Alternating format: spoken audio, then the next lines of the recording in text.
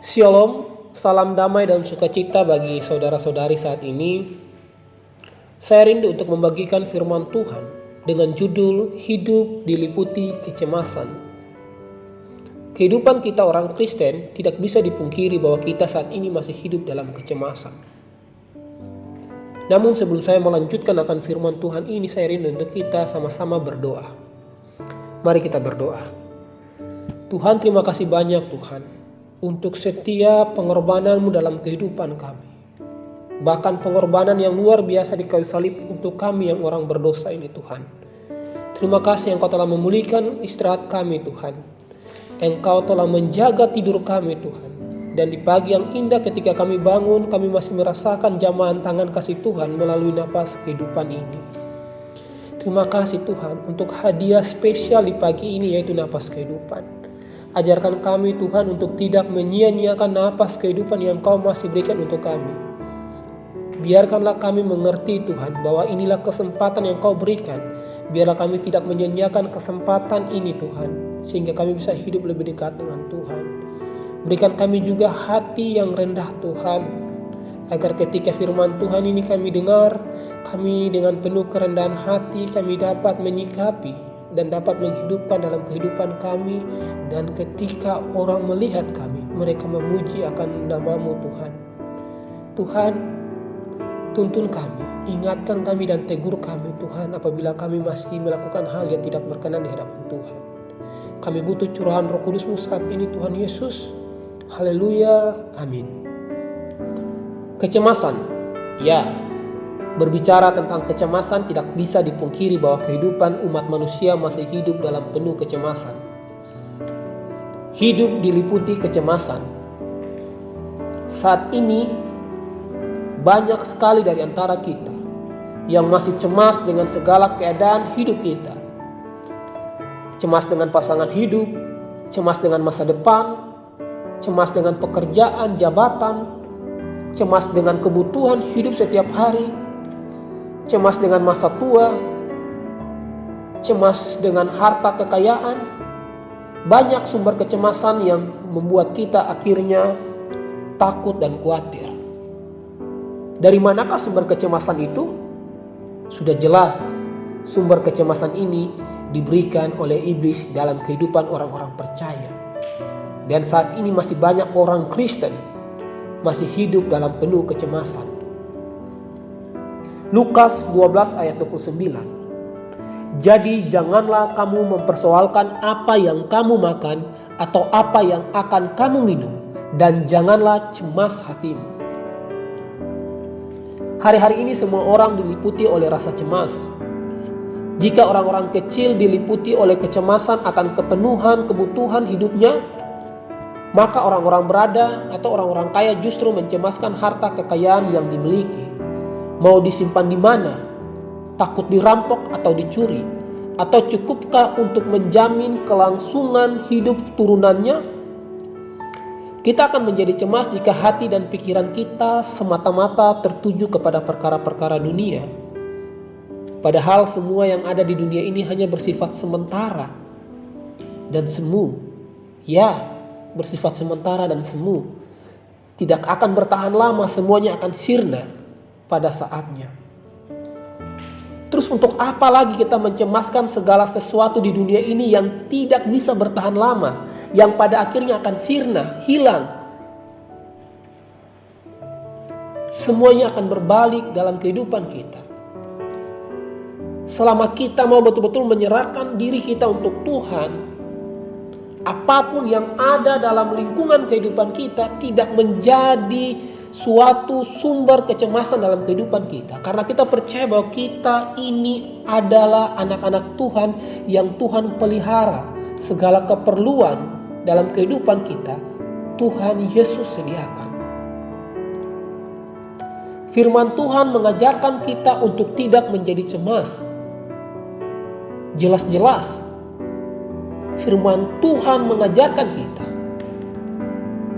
karena Tuhan rindu untuk kita menghilangkan rasa kecemasan dalam diri kita.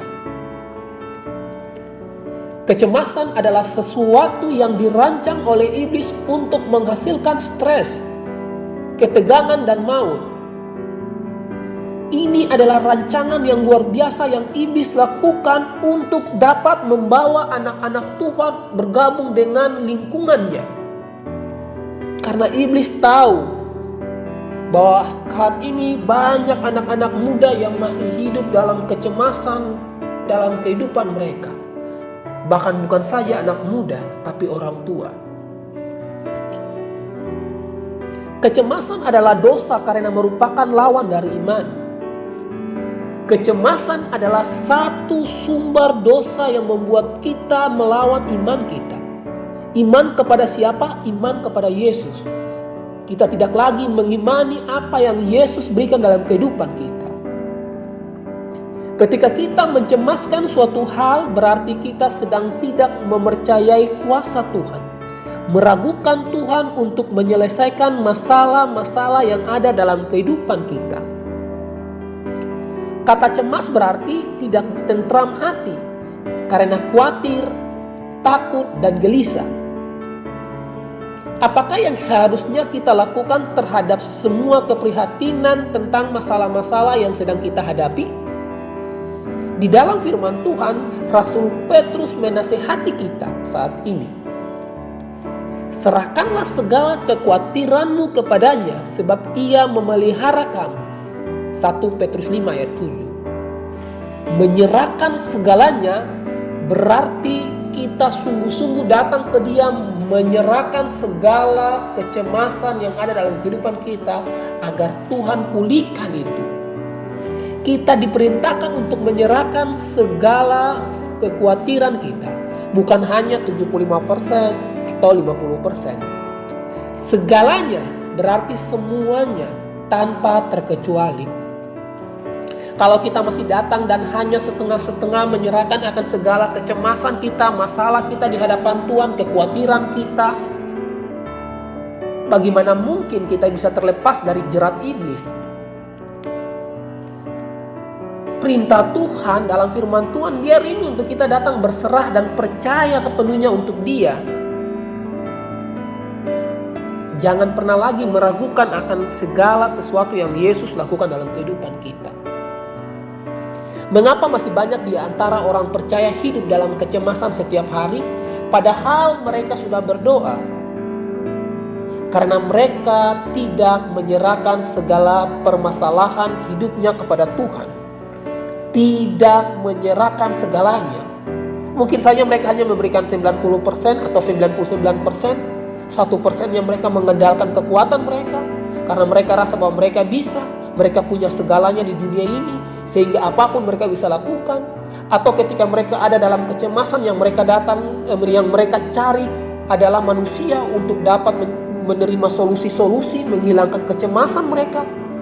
Ataukah ketika mereka cemas, frustasi, jalan satu-satunya adalah melakukan dosa-dosa, ke clubbing, ke tempat karaoke, atau ke tempat-tempat yang membuat mereka merasa damai. Saudaraku, itu bukanlah solusi. Solusi yang akurat adalah ketika saudara ada dalam masalah, saudara datang berdoa, menyerahkan sepenuhnya, segalanya kepada Tuhan. Saudara menyerahkan semuanya kepada Tuhan, bahwa Tuhan, saya tidak mampu Tuhan untuk dapat menyelesaikan segala hal dalam kehidupan saya. Tuhan tidak pernah meninggalkan kita. Sedetik pun Tuhan tidak pernah meninggalkan kita. Karena Dia sangat mencintai kita. Dia rindu untuk menyelamatkan kita. Dia rindu untuk kita menjadi bagian di dalam kerajaan surganya. Berusaha untuk menyelesaikan masalah tersebut dengan kekuatan sendiri tidaklah bisa, saudaraku. Kita tidak akan mencemaskan apapun kalau kita memiliki penyerahan penuh kepada Tuhan. Ketika kita sudah menyerahkan sepenuhnya kepada Tuhan, sudah tidak ada lagi kecemasan dalam kehidupan kita. Kita tahu bahwa Tuhan pelihara kita, Tuhan menyertai kita, Tuhan memulihkan kita. Tuhan tak akan mengambil kecemasan dari dalam diri kita, tetapi kitalah yang harus menyerahkan kecemasan kepadanya. Kita bukan sekedar Tuhan berdoa kepada Tuhan, terus tiba-tiba Tuhan datang mengambil segala sesuatu, rasa takut, kekhawatiran, kecemasan dalam diri kita. Bukan. Tapi ketika kita datang bertelut di hadapan Tuhan, kita menyerahkan rasa cemas kita kepada Tuhan. Tuhan, inilah kecemasan yang saya miliki Tuhan. Biarlah kedamaian, ketenangan yang Tuhan berikan dalam diri saya. Ini adalah bagian dari tindakan iman yang menunjukkan bahwa kita sungguh-sungguh percaya kepada Tuhan. Pemazmur menulis, berseru-serulah mereka kepada Tuhan dalam kesesakan mereka, dan diselamatkannya lah mereka dari kecemasan mereka. Mazmur 107 ayat 13. Berseru-serulah kepada Dia yang menyelamatkan kita di kayu salib, tanpa dosa, tapi Dia harus mati untuk kita yang berdosa. Dan Dia berjanji, Dia akan menyertai kita, menyelamatkan kita. Dia akan mengeluarkan kita dari gelapnya kehidupan kita untuk membawa kita kepada terangnya jalan menuju surga. Praktekkanlah firman Tuhan setiap hari. Kita pasti bisa hidup tanpa diliputi dengan kecemasan. Percayalah, serahkanlah hidupmu kepada Tuhan, dan Dia akan bertindak untuk engkau. Di dalam Keluaran 18 ayat 18 jelas-jelas dikatakan bahwa Dia yang akan berperan untuk kita. Kita cukup diam saja, menikmati segala pekerjaan Tuhan, pekerjaan tangannya dalam kehidupan kita.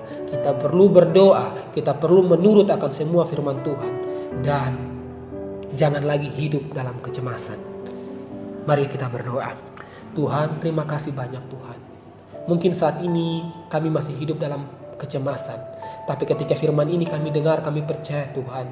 Kami mau melepaskan segala kecemasan hidup kami di hadapan Tuhan. Datanglah kepada kami Tuhan, pulihkanlah kami.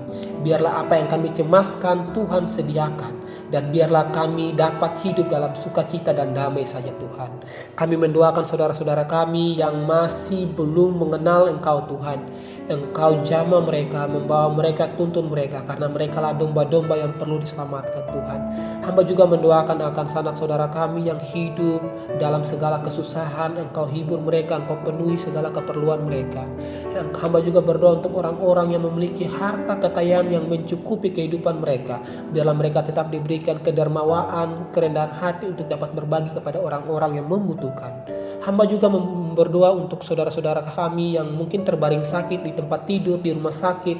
Tuhan, segala penyakit apapun, baik penyakit yang hanya biasa saja sampai penyakit yang membuat mereka susah dalam menjalani kehidupan mereka, Tuhanlah tabib dari segala tabib. Jamah mereka, sembuhkan mereka Tuhan Yesus. Biarlah Engkau menjadi dokter dari segala dokter. Hamba juga mendoakan untuk pemerintahan kami. Engkau berkati pemerintahan kami saat ini dalam menyikapi penyebaran COVID-19. Biarlah mereka diberikan kesehatan, kekuatan, baik dari presiden sampai kepada jajaran-jajaran yang hari ini lagi berjuang di garda depan. Kami tak lupa Tuhan mendoakan saudara-saudara kami di Papua yang hari ini masih ada dalam situasi yang sangat tegang terkait dengan peperangan antara masyarakat lokal dengan tentara maupun Polri. Tuhan, Engkau berkati tentara-tentara kami yang lagi berjuang di tanah Papua mempertahankan NKRI ini Tuhan. Hamba juga mendoakan akan bencana-bencana alam yang lagi terjadi di negara kami. Tuhan, Engkau pulihkan negara kami. Tak lupa kami mendoakan akan kondisi yang ada di Myanmar Tuhan. Biarlah kondisi ini tetap tenang dan dapat segera berakhir, dan ada kedamaian di tengah-tengah masyarakat dan semua yang ada di negara Myanmar ini Tuhan Yesus. Inilah doa kami Tuhan, kami butuh curahan Roh Kudus. Kami serahkan aktivitas kami di saat ini di dalam tangan-Mu saja Tuhan Yesus. Amin. Terima kasih saudara-saudari semua yang berada di mana saja. Terima kasih sudah mengikuti renungan pemuda rohani ini. Kiranya renungan ini menjadi berkat untuk kita semua. Tuhan Yesus memberkati.